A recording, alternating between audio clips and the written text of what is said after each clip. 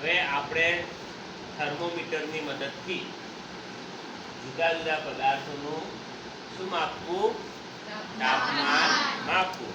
તો એ જુદા જુદા પદાર્થોનું તાપમાન માપવા માટે આપણે અહીંયા બે પ્રવાહી લીધેલા છે. એક બીકરમાં તમે જોઈ શકો છો કેવું પ્રવાહી છે?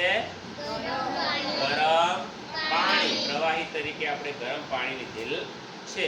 અને બીજા બીકરમાં ઠંડુ પાણી. તો આપણે આ જે થર્મોમીટર છે એ થર્મોમીટરની મદદથી બંને જે પ્રવાહી છે એ બંને પ્રવાહીનું તાપમાન માપીશું. હવે તાપમાન માપવા માટે કેટલીક ખાસ બાબતો ધ્યાનમાં રાખવી પડે. કઈ કઈ બાબતો? પહેલી એ બાબત કે જ્યારે પણ આપણે કોઈ પણ પ્રવાહીનું તાપમાન માપીએ છીએ ત્યારે આ જે બલ્બ વાળો છેડો છે ને, બલ્બ જેવો, એ બલ્બ જેવો છેડો એ પ્રવાહીમાં ડૂબેલો હોવો જોઈએ. સમજાઈ ગયું? શું થયેલું હોવું જોઈએ? ડૂબેલો હોવો જોઈએ. અને બીજું કે જે થર્મોમીટર છે હંમેશા સીધું જ હોવું જોઈએ. તમે આમ ત્રાસુ કે આમ ત્રાસુ રાખો તો આપણને ચોક્કસ રીડિંગ મળે નહીં. એટલે થર્મોમીટર સીધું જ હોવું જોઈએ. ત્રીજી બાબત કે આ જે બલ્બ જેવો છેડો છે એ ક્યાંય બીકરની દિવાલને અડવો જોઈએ નહીં. ઘણી વખત જો જોરથી અડી જાય તો આ બલ્બ જેવો છેડો શું થઈ જાય? તૂટી જાય. સમજ પડી આટલી? તો હવે પહેલા આપણે માપીશું ઠંડા પાણીનું તાપમાન. તો પાણીનું તાપમાન માપતા પહેલા આપણને પાયલ છે એ અત્યારે કેટલું તાપમાન છે એ આપણને કહેશે.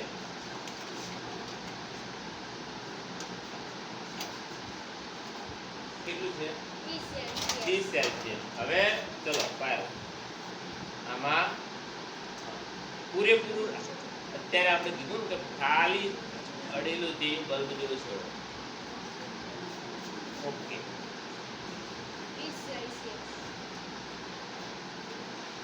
કેટલું થયું?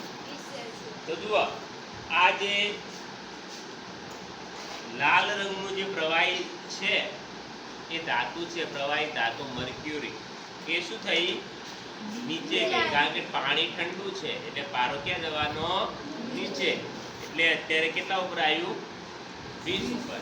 હવે આપણે ગરમ પાણીનું તાપમાન માપીશું. પણ એના પહેલા જો આપણે કોઈ પ્રવાહીનું તાપમાન માપ્યું હોય ને તો એને પહેલા શું કરી દેવું પડે? ચોખ્ખું કરી નાખવું પડે. નહીં તો શું છે, અહીંયા ઠંડુ પાણી હોય તો એનું પણ તાપમાન અંદર આવી જાય. ધીમે ધીમે આ બલ્બ જેવો છેડો જ અંદર જવા દે, પૂરેપૂરું જવા દેવું નહીં. પછી આડું ઓળું પણ હોવું જોઈએ નહીં. સીધું જ રાખો. ધીમે ધીમે ઉપર જાય છે.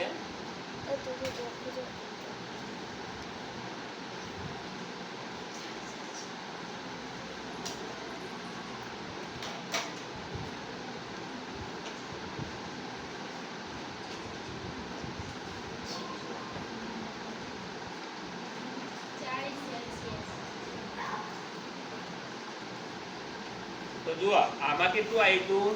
20 સેલ્સિયસ. ના ગરમ પાણીમાં 40 સેલ્સિયસ. હજી વધારે ગરમ હોય તો આ જે પ્રવાહી પારો ધાતુ છે ને એ હજી પણ ઉપર જાય. તો આ રીતે આપણે થર્મોમીટરની મદદથી જુદા જુદા પ્રવાહીનું તાપમાન માપી શકીએ